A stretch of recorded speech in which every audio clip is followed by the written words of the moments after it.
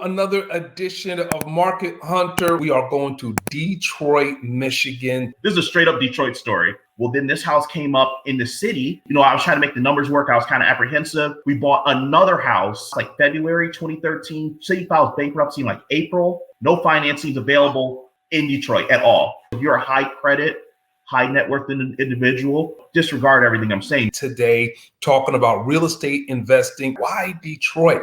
A lot of issues going on with Detroit, declining population. You got a bunch of abandoned houses. But at the end of the day, guess what, folks? Still a lot of good opportunities. You just need to know exactly how to get started, where to go, the folks that you need to network with. Detroit specifically, population 670,000. Median income only 31,000, median rent just under 1,200, home values right over 56,000. As you probably know already, Detroit headquarters to the top three automakers, Ford, GM, Chrysler. You also, though, outside of the auto industry, Quicken Loans, Ally Financial. Without further ado, we're going to go ahead and jump in and invite our guest speaker on the show. Mr. Christian Henderson of Detroit. Welcome to Market Hunter Thursday with Thursday. How you doing, sir? Thank you for having me. How long ago did you start and why did you choose Detroit? I'm like every classic Detroiter. The city of Detroit, you have the east side, west side. East side's about 1/3 the side of the west side.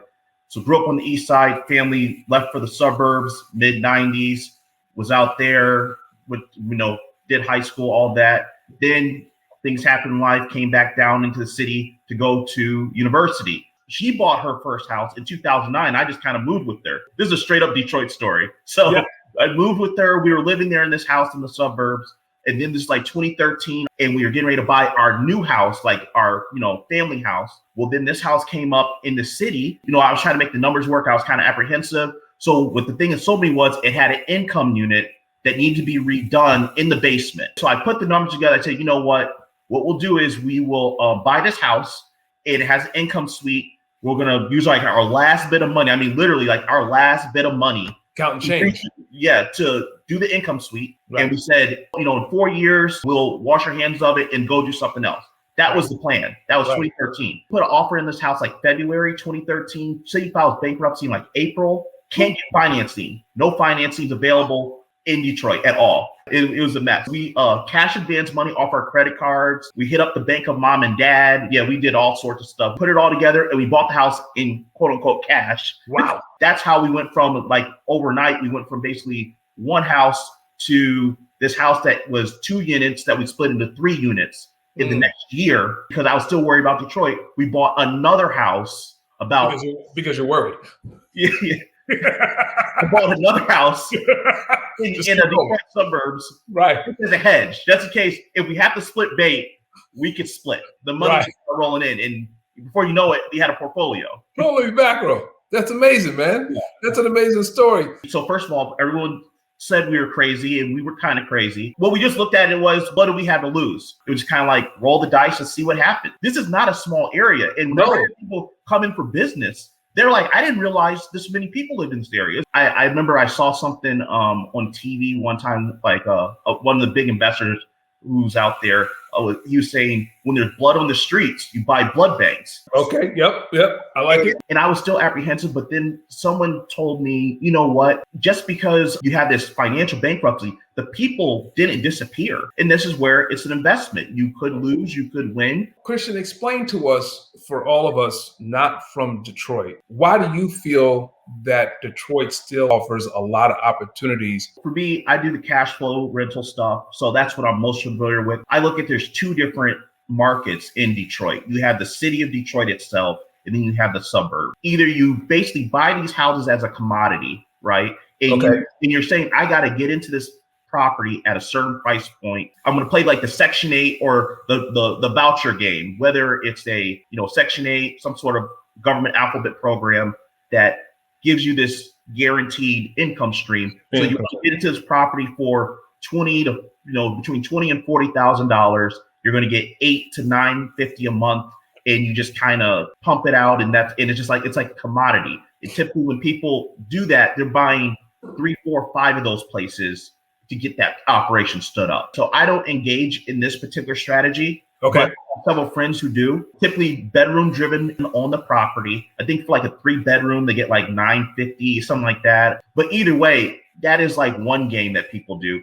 And typically those rents outpace market rate. Really?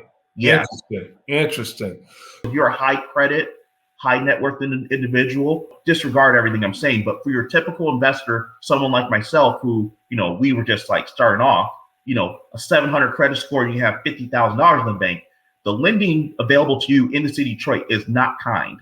So keep that in mind. You're going to have to maybe use alternative lending. You might have to use your credit cards. My places are in places that are heavily revitalized, and the rents are going up. Okay, going up very quickly, in fact. Okay. Why I look at it is, if you can do it using private money, borrow the money at decent rates, I would stick there. When you're thinking about, investors coming into Detroit, where is a lot of the real estate activity taking place? What is the real estate investing market like in the city of Detroit versus the real estate investing market in the suburbs? All right, so in the suburbs, it's a very traditional market. Anyone who's an investor, who's on any sort of investment, it's a very simple thing. It's about just finding a deal for the rents. Right. That's simple. I'm an East Sider. I work the East Side suburbs. That's a thing in Detroit. When you're an East Sider, you only do the East Side. If you're a West Sider, you only do the West Side. Right. It's just a thing. Entering suburbs, the prices right now probably going to run you between $80,000 and $110,000. Right. Okay. Those numbers have shifted up probably to the floors, maybe $100,000 at this point. Since in a year. I'm not seeing the incomes going up to justify the increase in cost. Another thing is, I don't do single families in Detroit because of security risk. I only will do multifamilies because of it provides security, and also I don't want to take a loss for not giving any money. So chances of me having multiple empty units on a single property is much lower than having a single. So it's just like a risk mitigation. So on the type of homes that you're purchasing, are you targeting specific features? These homes are going to be all upward. They're all approaching triple brick thick housing. I call it like an 80% renovation. I do everything I need to get the place rented and up and going. Right. So that's the stuff that the tenants are going to care about. Kitchens, bathroom, nice paint, flooring. I make sure that plumbing and electrical are good. The things that homeowners care about, roofs, windows, furnaces, we will hit that as the money starts rolling in. You take a look at how far Detroit has come from the city announcing its bankruptcy in 2013 and how it's come back from that. Is this still in a city where there's opportunity to get in on the ground floor, or has the train already left the station, but maybe not necessarily at full speed? If you're one of these people who really believe that global warming is a real thing, Detroit has access to the most fresh water in the whole world. We're not at sea level, so there's a lot of growth from 650,000. In reality, likely you're talking a city that's probably going to be about 800, 900,000 people. Might take 20, 30 years to get there. I think we've reached the bottom. Things are going to start improving.